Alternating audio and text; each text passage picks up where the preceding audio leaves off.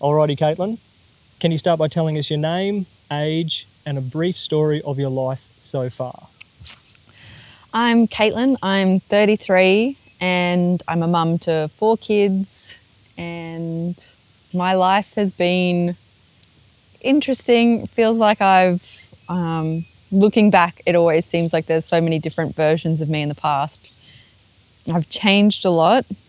It's definitely been a lot of downs, but ultimately the overall thing, it's been like amazing so far.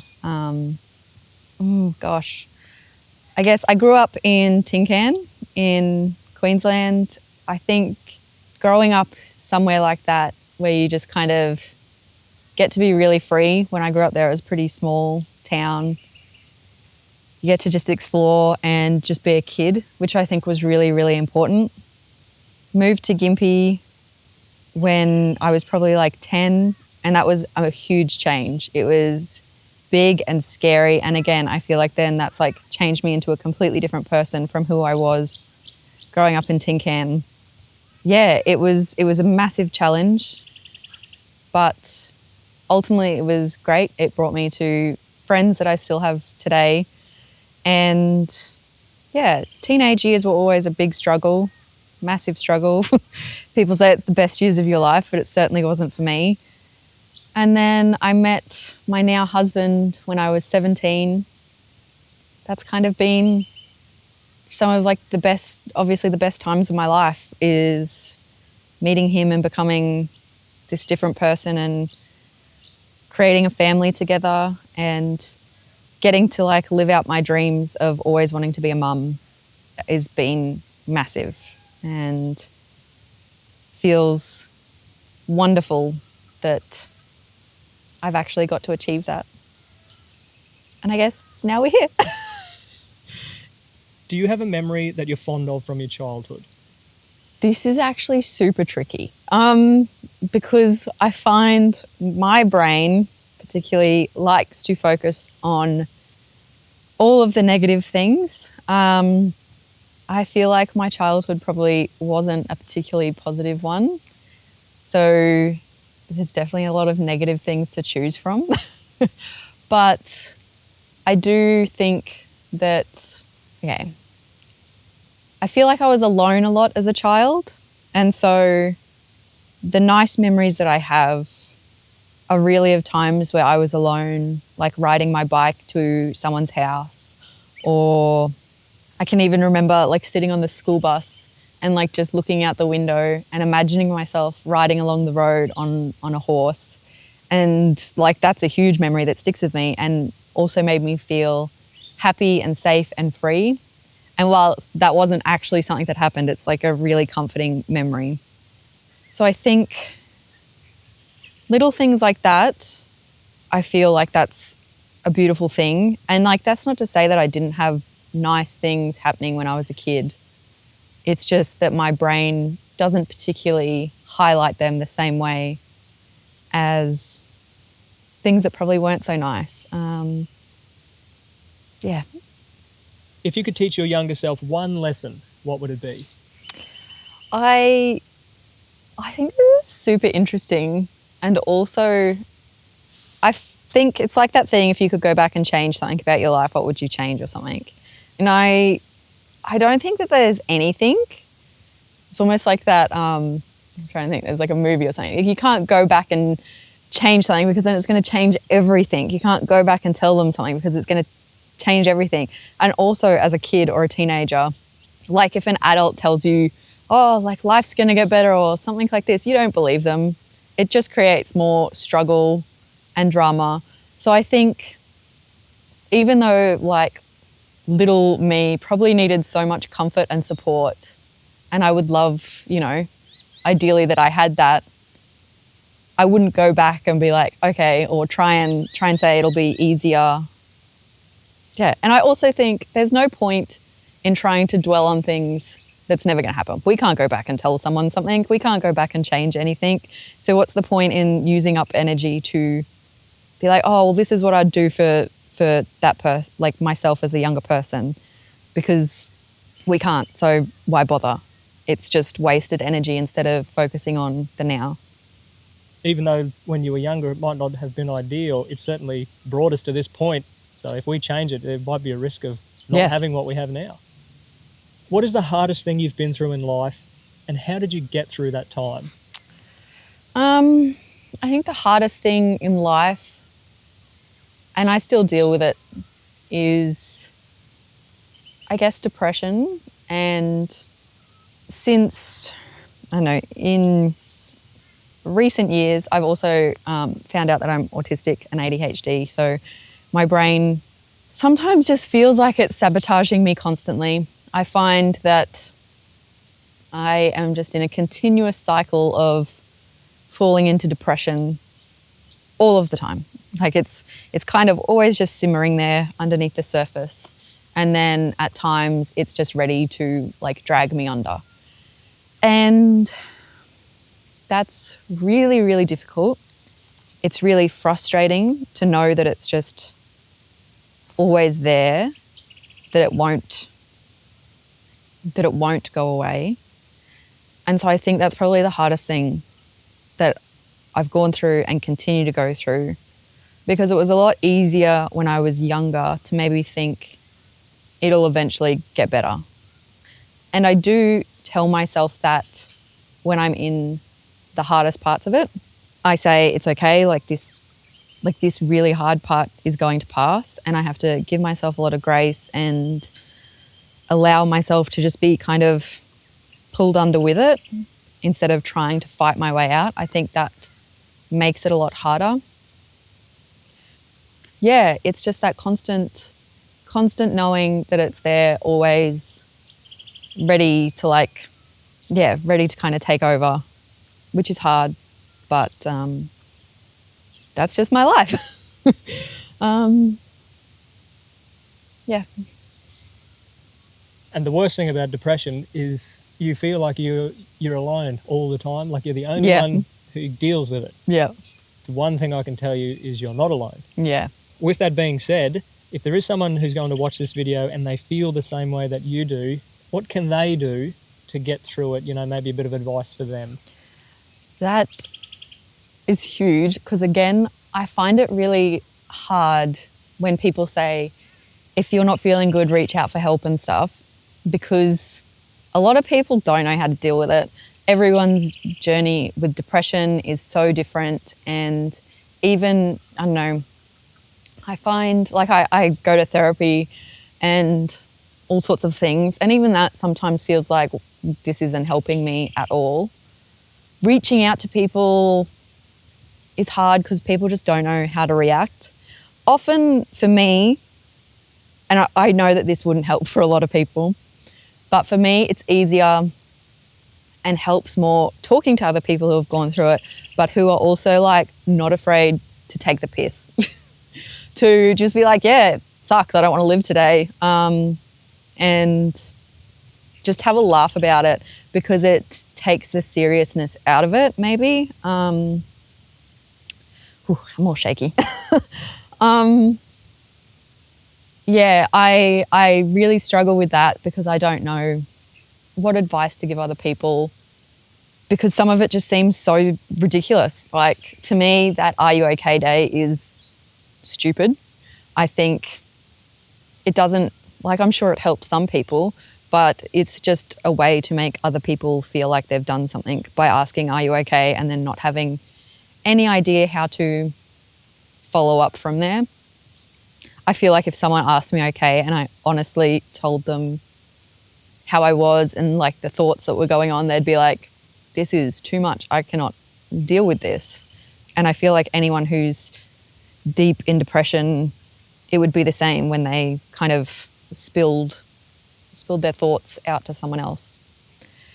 I think the thing that's probably helped me the most is just allowing myself to just be in it and allow myself to be like a complete couch potato or veg out completely, not guilt myself over the things that I should be doing or shouldn't be doing, allowing myself to find like a bit of joy in the lazy things. Kind of that not fighting it, because I feel like sometimes it's almost like quicksand. The more like you fight it, the harder it is to get out of it. Because I guess when you're fighting it, it's something inside of you saying like something's wrong with me, which is only going to make it worse. So yeah, I think it's just like relaxing into it and allowing it to happen and pass. And obviously if it's like super serious and you're making plans to like end your life or something, then you need to say something to someone for sure.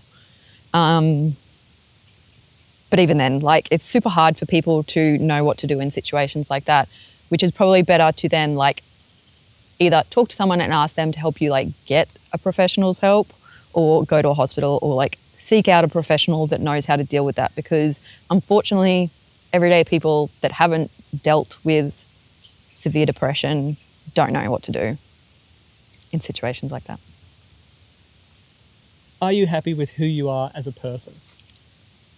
In general, yes. But I'm also the type of person that thinks like that like I could be doing better in whatever area of life. And I'm trying to get better at not being so like, it's not so much critical, but it's just like, maybe this is actually really tricky. So like in motherhood, I always think that I could be doing better. I could be a better mum. I could be doing more, which then I've seen things that say, you know, if you think you're a great mum and you're not trying to do any better, you probably should be doing more or something, you know? Or like when you think that you're not doing enough, you're actually like a great mum. Like when you feel like you're always needing to give more to your kids, you're actually doing really wonderful. You're giving them heaps. But yeah, in motherhood, I definitely feel like I should always be doing more or being more. So I think that there's always room for improvement. But in general, I think like I'm a decent person. I'm happy with myself in general. I would love, like we've just spoken about, I'd love to not have to be dealing with depression frequently. I would love to not have struggles with the way my brain works and feeling stuck with that, or feeling like I don't know how to work with my brain properly, maybe. But I'm not unhappy with myself as a person. But I think if someone were ever to say, oh yeah, I'm completely happy with every aspect of who I am, I think that would be strange. Surely most people want to improve on some part of themselves at some point.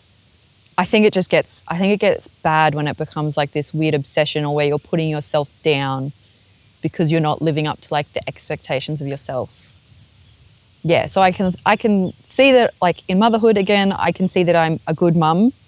I can see that I'm raising wonderful kids. I would love to do better in some areas of it.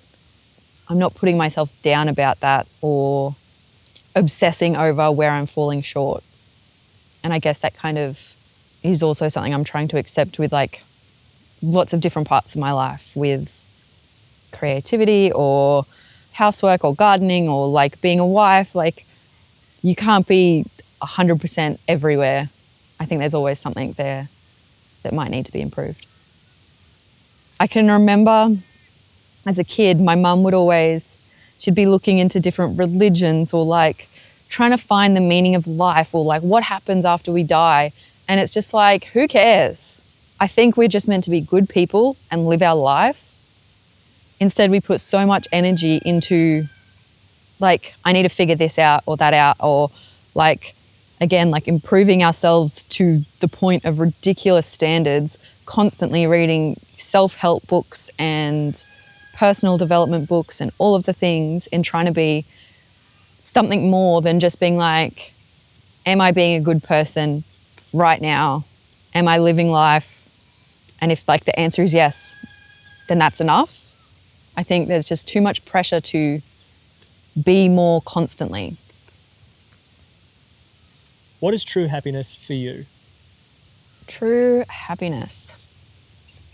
I think it would change day to day, like what that means for me. I think having conversations like this helps us to like actually realize like our own values and beliefs and ethics and all of those sorts of things. And I think even like true happiness is like a day like a day with my family where we're doing things together. But again, it's like hard work. Like we do like a day in the garden where I've been like weeding all day or something, or we've had to go out fencing somewhere, or like my husband will be working on the cars or something. Just like where we're all kind of like doing something that is actually like, it's hard work in whatever capacity, you know, even if it's been a day doing things in the kitchen all day.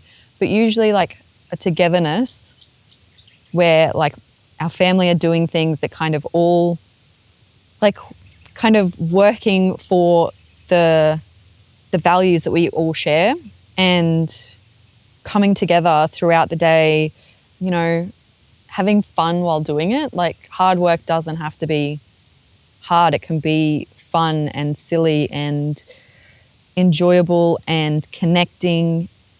I think things like that, like days like that where we've just been together, doing hard things together, kind of coming together at the end of a day with a good meal, relaxing on the grass, like after a hard day, the kids kicking the football or riding the motorbikes, and like my husband and I just sitting back watching them, is like, that's just like such a happy day.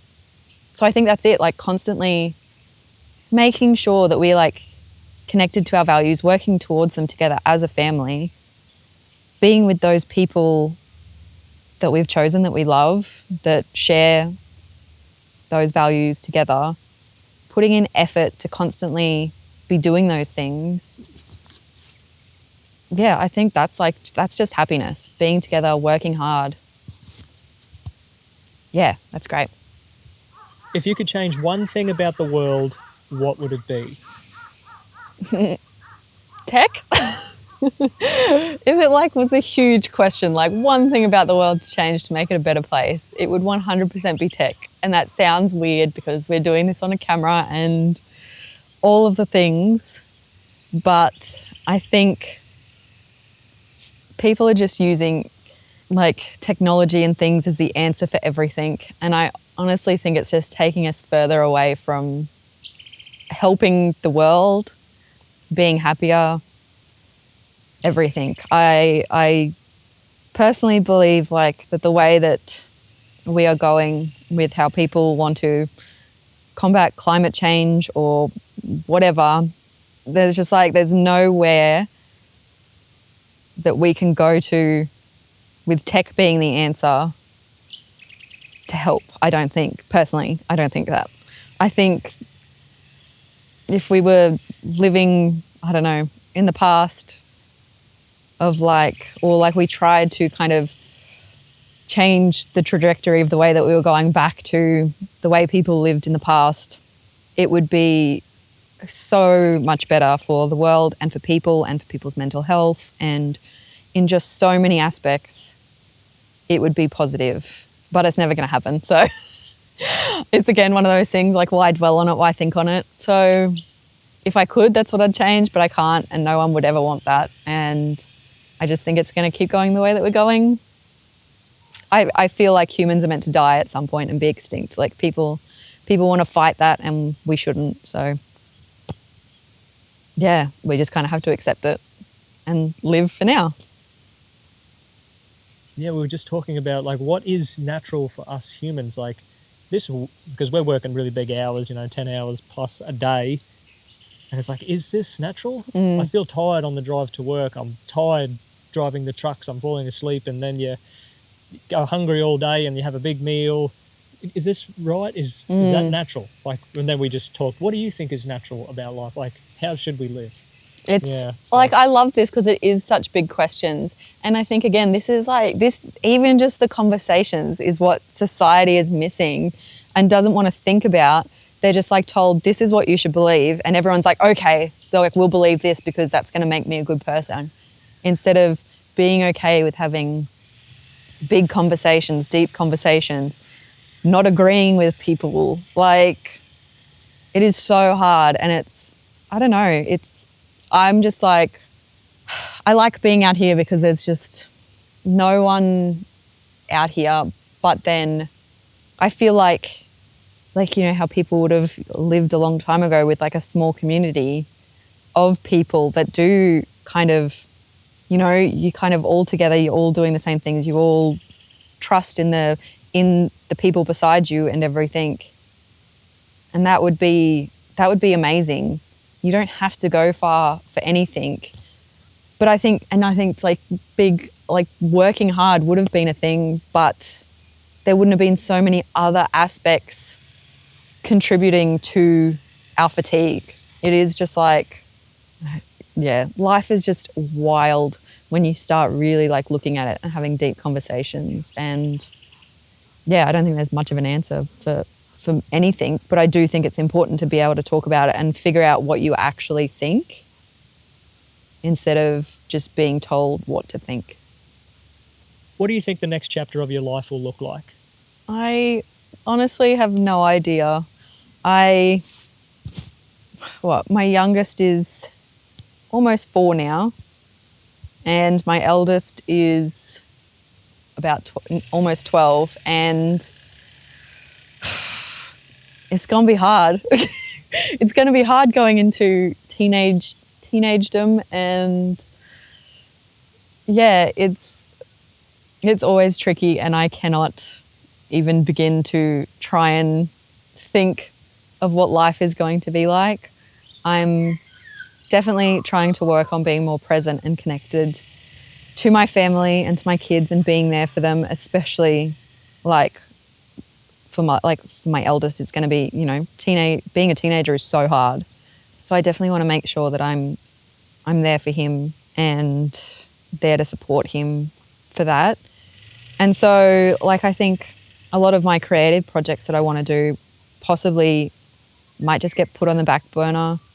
I want to focus on living even more simply and really kind of living in alignment with those values and stuff that I've already spoken about. It's just, yeah, I think there's still so much more that I could do to live life according to them and showing up the way that I want to show up for my family. Do you have a final message or piece of advice for the people that might find this interview? I guess in similar theme to everything we've spoken about, just try and live for now, and for you, like it's almost like that you've got to like really connect in with your own like intuition and just live for that and live for the simplicity. Stop trying to find outside sources of happiness or look for the answer to everything. Just be a good person and just live your life.